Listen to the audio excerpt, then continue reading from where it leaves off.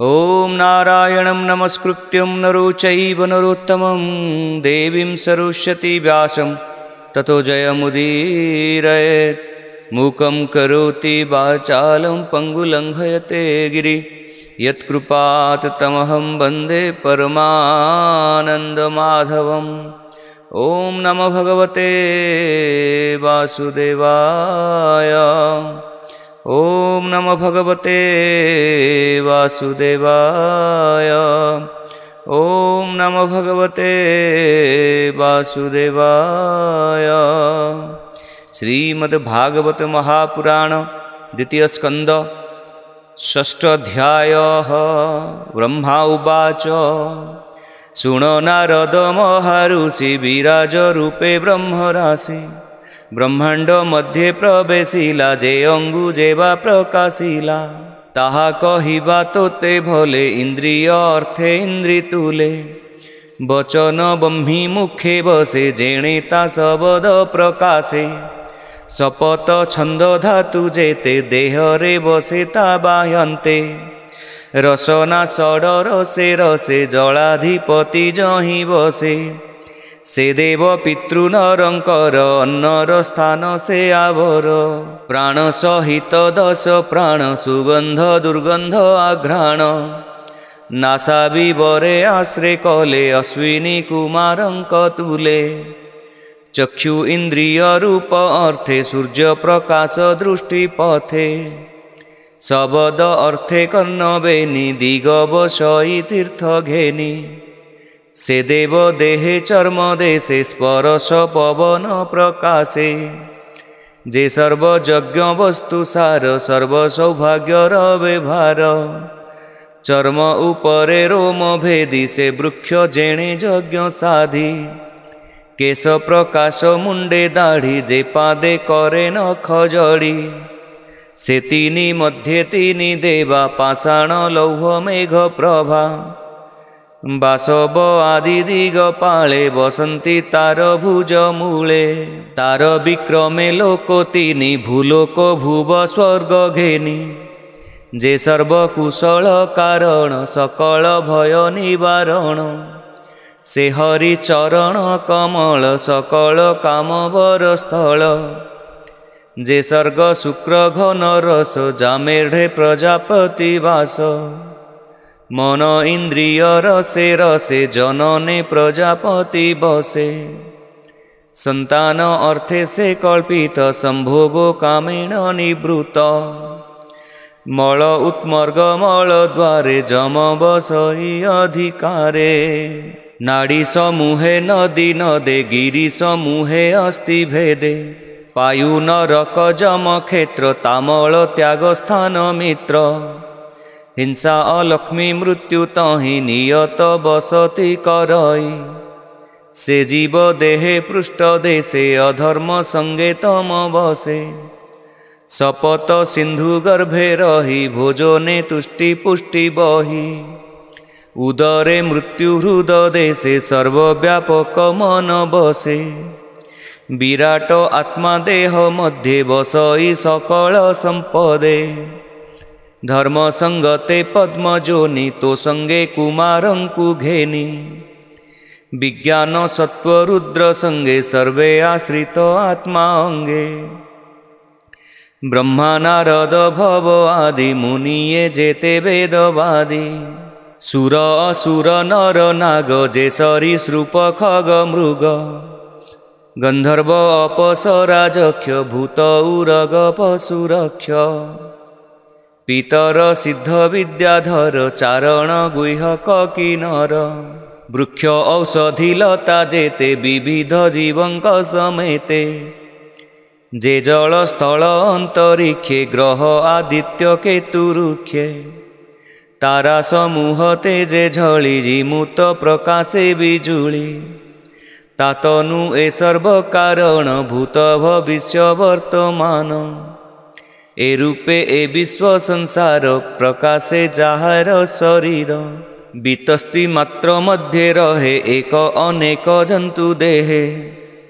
भीतरे रहे प्राण तेजे प्रकाशे अंतर बाहिजे अव्यय अमृत ईश्वर जन्म मरण आर पार ताहार एमंत महिमा एणु दुस्तर गुण सीमा पादे अशेष भूत बसे अमृता भय क्षम कोशे त्रिलोक ऊर्ध्वे तीनि लोक बहे अभय क्षम सुख जे प्रजा श्रमे धर्म चिंते त्रिलोके भ्रमे गता गते जे आन आश्रमे रमंती त्रैलोक्य बाह्ये तांको स्थिति जीवर एहि बेनिगति विद्या अविद्या भावे होंती जे श्रुति मार्गेण उतरे दक्षिणे पुरुष संचरे भोगापवर्गर साधन जीवर एवे नियन जाहार अंश मायामय भूत इंद्रिय घृणाश्रेय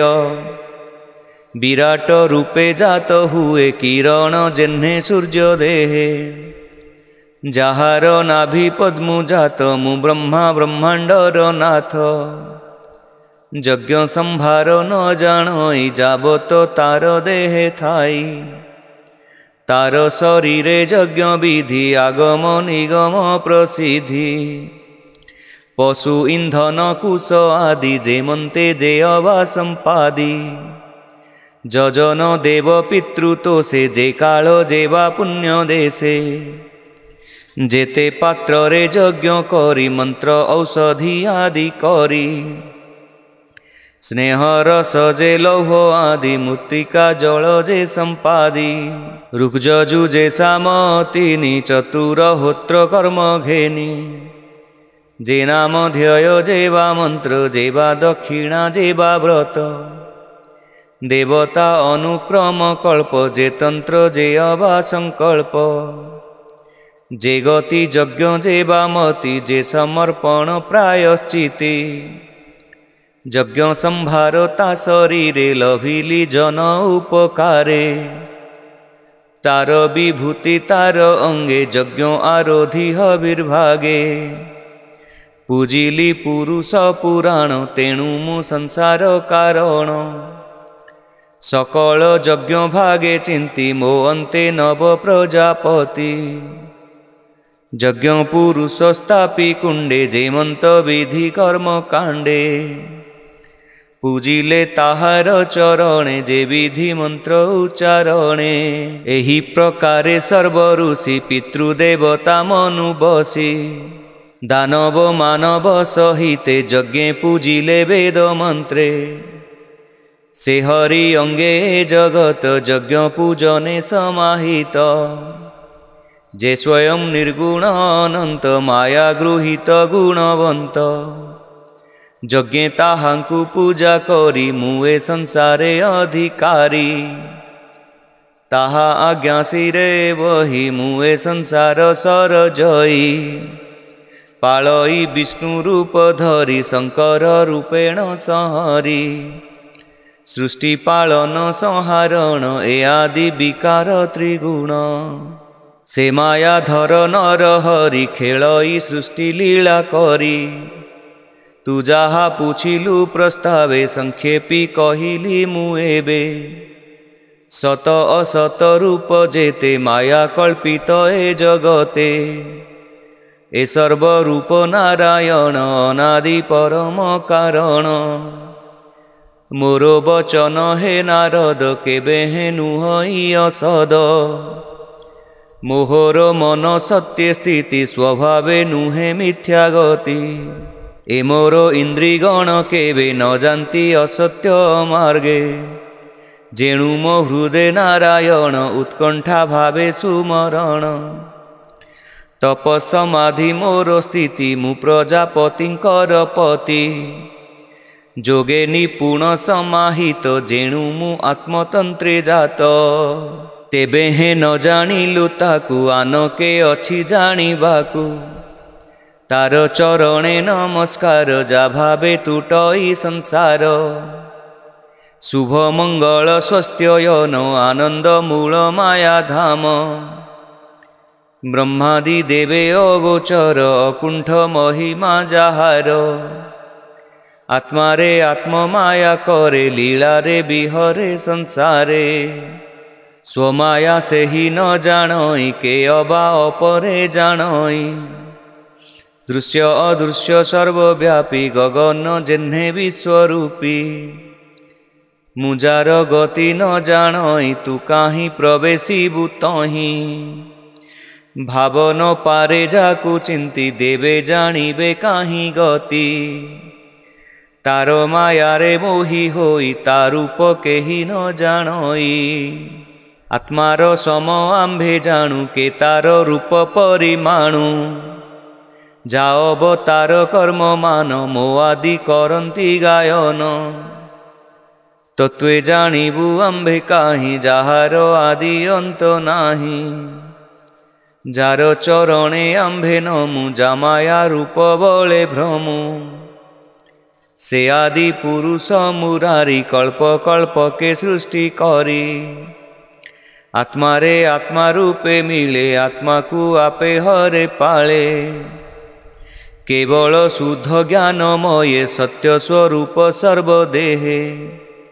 अनादि अनंत निर्गुण नित्य अव्यय नारायण। शुण नारद मन देई जेमंते ताहाकु जानई। प्रशांत आत्मा मुनि गणे निर्मल अंतर करणे। समाधि जोग बले चिंती आत्मा रे आत्मा को देखंती। असत्य तर्क जेबे थाई तेबे ता भाव न जानई। परम पुरुष मुरारी आद्यावतार तनु धरी। काल स्वभाव संगे मन जे नित्य शुद्ध चैतन।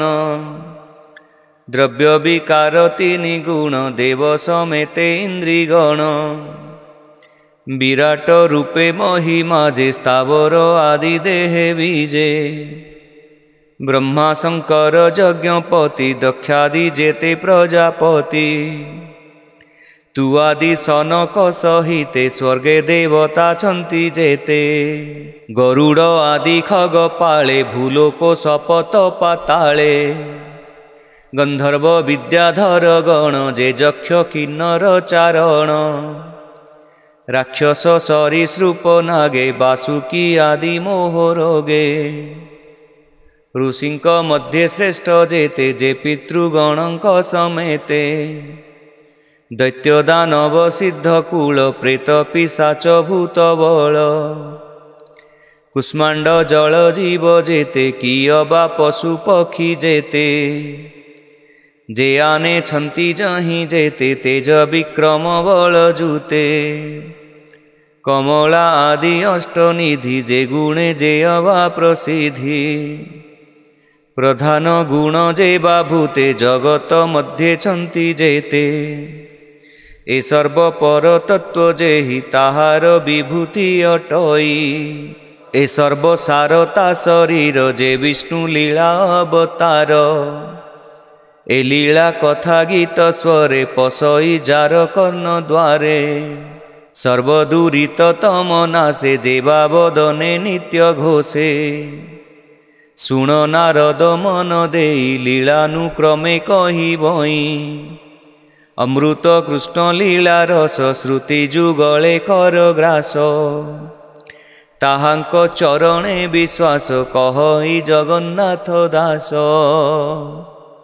इति श्रीमद्भागवते महापुराणे पारमहंस्यायां संहितायां द्वितीय स्कंदे षष्ठोऽध्यायः।